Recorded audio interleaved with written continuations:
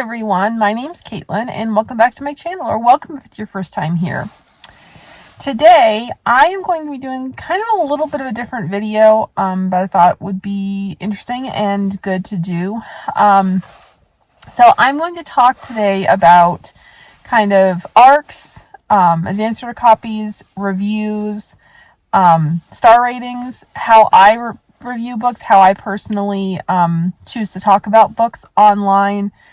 So all the things. So I know a while back there was a conversation ongoing within the booktube, the Christian booktube community especially, discussing ARCs and star ratings and all the things, and I just kind of wanted to add my voice and my views to the conversation, just to kind of continue the conversation and share how I choose to do things. I am in no way trying to call anyone out or criticize anyone for choosing to do things differently. I just simply wanted to share how I do it and why I do it the way I do it, and maybe share some things that maybe you haven't heard of before, maybe you weren't aware of. So just kind of I'm hoping this will just kind of be food for thought, and it'll be kind of a video where, I'm just sharing my heart for talking about books and how I choose to do things the way I do. So for starters, if you're new here, I am a no spice reader. So I only read Christian fiction and closed door books. Closed door can range from there being like nothing happening behind closed door, also like there's not a door situation at all, to intimacy is implied but it's completely off page, to fade to black. And I read a variety of the three. Some of my favorite books are fade to black, but I do not read anything that has on-page explicit content in any way. Some of the books that I do love and that I will share do have some bad language in them that I am not personally a fan of, but I will always let you know about that when I talk about the books. But I do also want to make it very clear that even though I personally don't read spice, I do not have any judgment against people who do, or people who read a multitude of heat levels. I'm looking at my notes, make sure I don't forget anything. I love that in this community, there's, we all have common ground as readers, and there's something here for everyone. So no judgment. That's just what I personally choose to read. Now, here's what I do, and there's going to be, it'll kind of be a roundabout talk because I'll kind of bring things up and then I'll have to come back to them. But, so, my general rule of thumb for what I do on YouTube and on Instagram as well is I only talk about books that I loved. Okay? Only books that I personally absolutely loved. I give star ratings that are solely based on personal enjoyment level for me. And part of that is because I'm not rating the quality, if you will, of a book, because I don't consider myself to be qualified to determine if a book is good. So I am rating solely based on my personal enjoyment of the book. I only talk about on YouTube and Instagram, I only talk about books that I honestly rate 4 and 5 stars. Now, I will say occasionally I will rate a book 3 stars. That does happen occasionally, and there are instances in which I am in a situation where I have to review a book for a blog tour. And in those situations, you are assigned to post your review on a certain day. And at least in the ones that I am a part of, you are agreeing to read at least 80% of the book before DNFing it. So, in those cases, sometimes I do need to write, a 3-star review that is not completely positive. in order to fulfill my commitment to that tour company. But in general, so I guess I should back up and say, okay, this is a difference, and I think maybe there's some confusion about this. And because I have been on launch teams and reviewing books for a long time, I started as a reviewer and launch team member in 2012. And so in those days, the understanding was if you were getting a book to review, either, you requested an ARC from NetGalley and you were approved for it, or maybe you got a book to review from the publisher. I was reviewing for Waterbrook Multnomah, Tyndale, Thomas Nelson, and Zondervan, Bethany House, and Revell. And if you got a book to review from them, either through NetGalley or a paperback copy, the expectations were a bit different for reviewing a book than if you were on an author's launch team. Now, launch teams are usually hosted by the author or by way of the author. They're usually the ones who put out the signups. A lot of indie authors are doing launch teams these days. And it was made very clear at that point in time that the expectations are very different. If you were agreeing to review a book, you're agreeing to review the book, and that's all you're agreeing to do. If you sign up to be on a launch team, you are not only agreeing to review the book, you're also agreeing to promote the book. And in doing that, you are agreeing to, if you don't like the book, not say anything bad about it. Okay? I think personally, I consider that to be totally reasonable. So it was always understood that if you could not honestly rate the book 4 stars or 5 stars, that you are asked to please not review the book or wait a period of time until after the launch period ended, so you don't do anything to hurt the ratings of the books. Because I don't know if you realize, but a single 3-star review, 3-star rating, can drop the average star rating by a lot. It just takes one to make a huge difference. And you may not be aware that Amazon actually considers, even if you consider a 3-star rating to be, middle of the road and okay, Amazon actually considers it a negative rating. So just something to potentially keep in mind.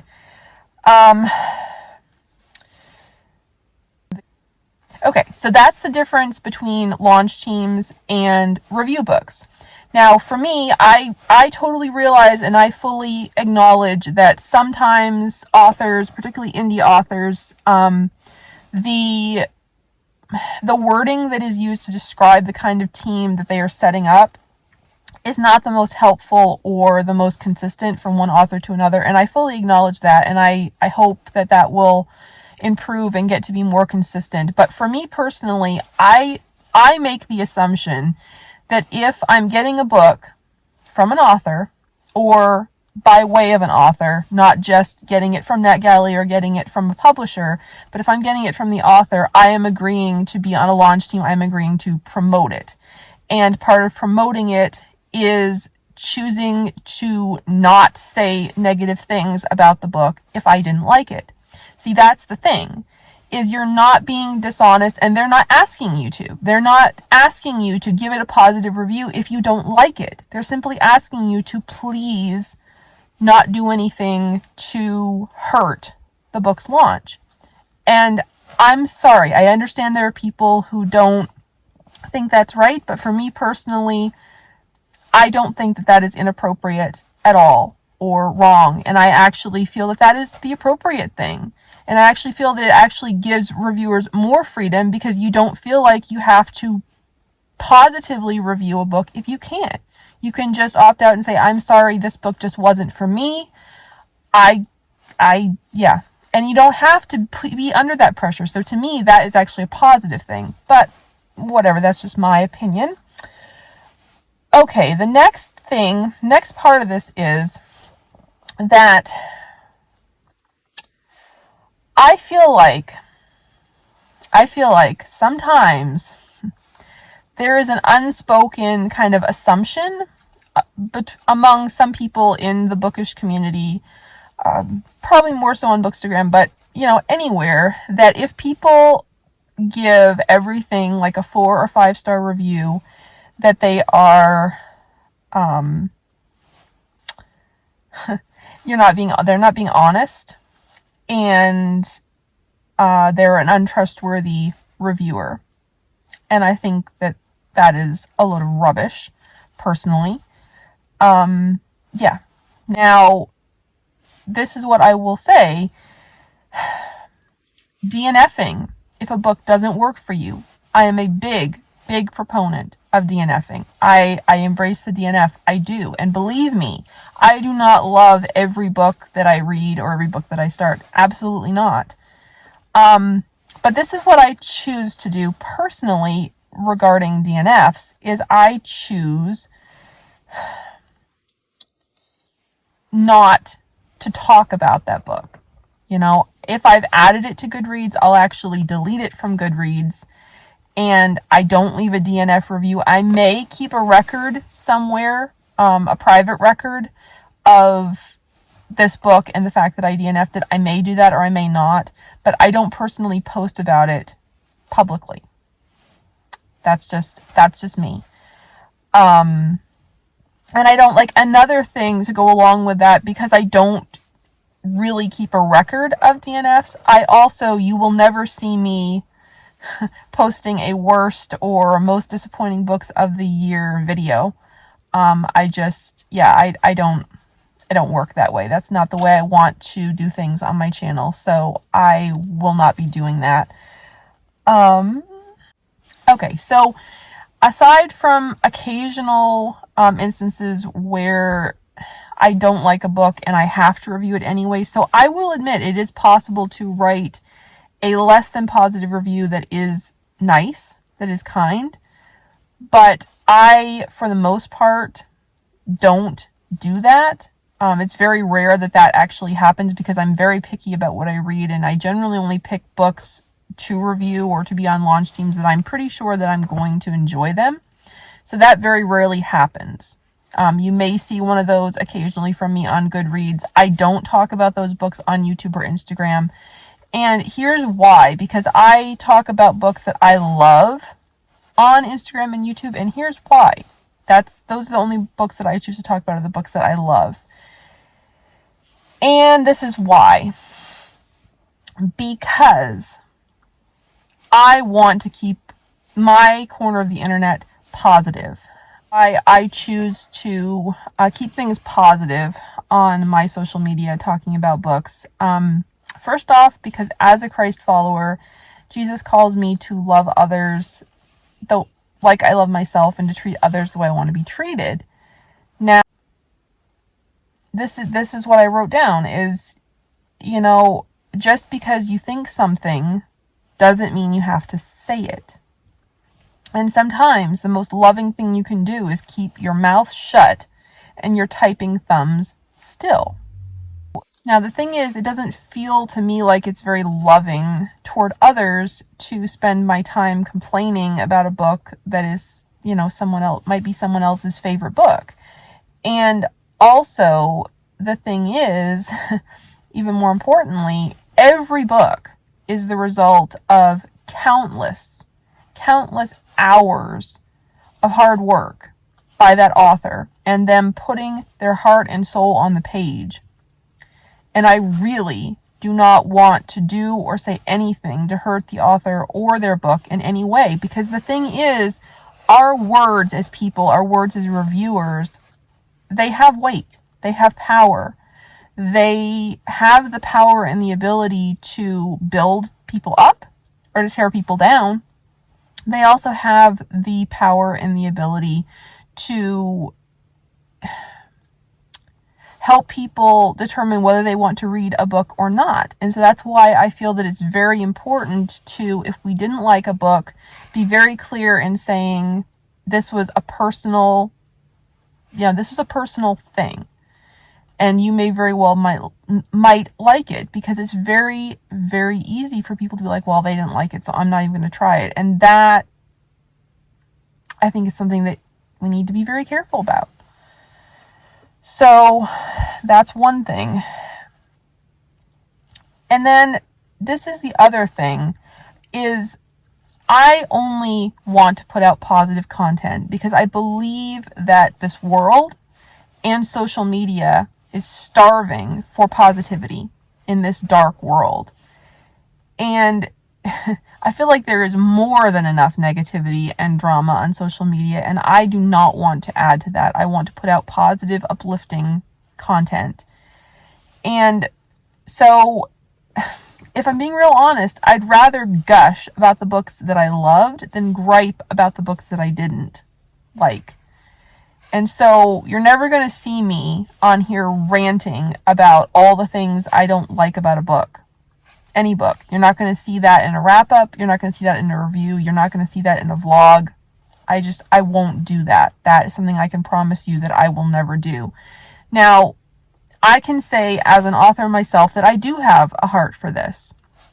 So I probably am, do have more sensitivity to this than a lot of people, and I probably do, understand where authors are coming from more so than maybe a lot of reviewers do. But I think it's something to be aware of, because here's the thing. I think this is a good rule of thumb to think about what you are writing in a review or saying in a vlog or whatever. Is that something that you would say to the author face to face if they were standing in front of you? Think about it. If the answer is no, well, then maybe you shouldn't be saying it online. The other thing I think, now this goes without saying, but obviously in any posts on Instagram or Facebook, videos on YouTube, do not, please, I beg of you, never tag an author in a negative review. But the thing I think maybe some people don't realize is that even if you don't tag an author in a negative review, they still very well may see it. Yeah. Some authors actually have Google Alerts or something similar to that set up to notify them when their name or their book title is mentioned.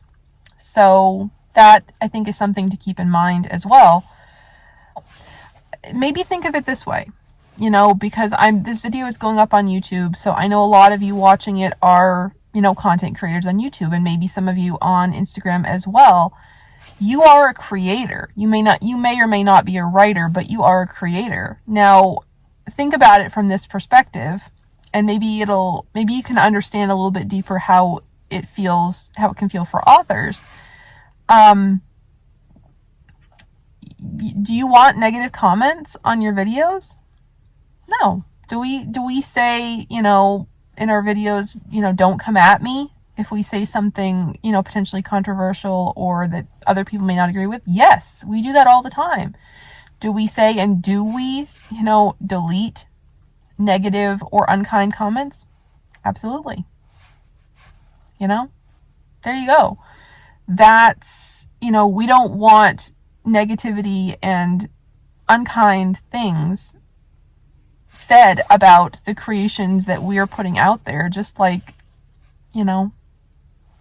authors, while they realize that their book's not going to be for everybody, they don't, they would hope that people would only say positive things if they liked a book and not go on and complain about everything that they didn't like about a book, if that makes sense. I don't know, just something to think about. One thing I think that social media in general, I think one of the downsides of it is it has changed our understanding as a society about the difference between public conversations and private conversations. And there are some things that, you can say privately that should be said privately and should not be said publicly. And, sometimes I think ranting and complaining about books are one of those things, that's something that should be kept for private conversations between friends or family members or whatever, and not necessarily featured on social media.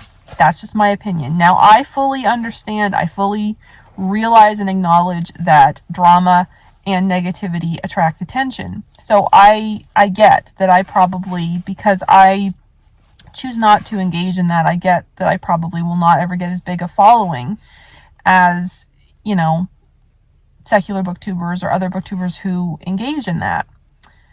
But the thing is, to me, I feel like as Christ followers, we're called to do better than that. You know, that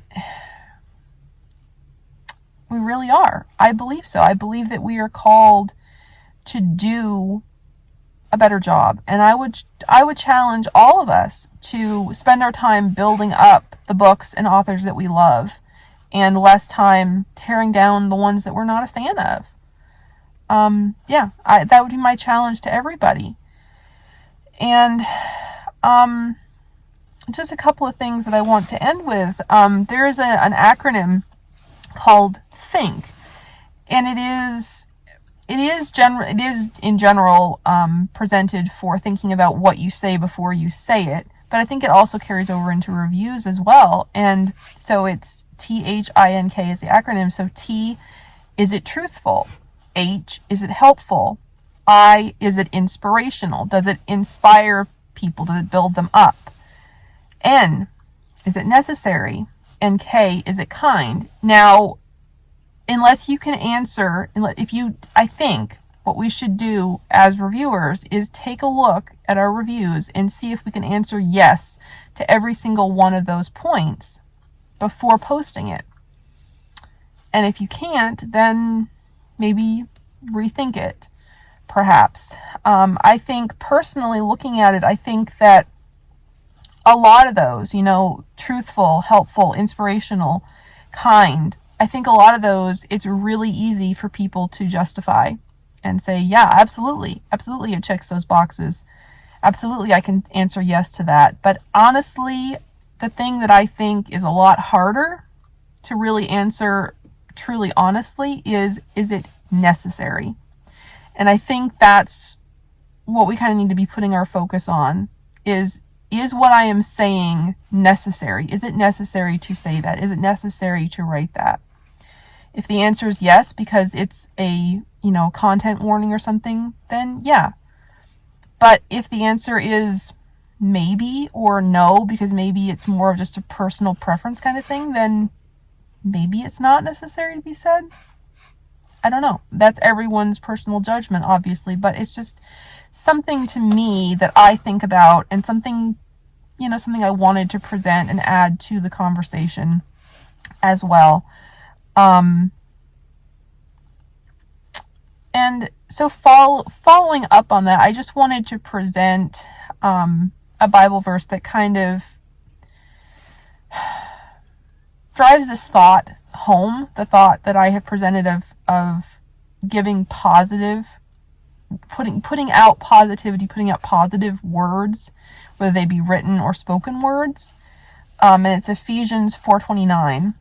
And so I've got two different translations of the same verse. The first is NIV, and it says, "Do not let any unwholesome talk come out of your mouths, but only what is helpful for building others up according to their needs, that it may benefit those who listen."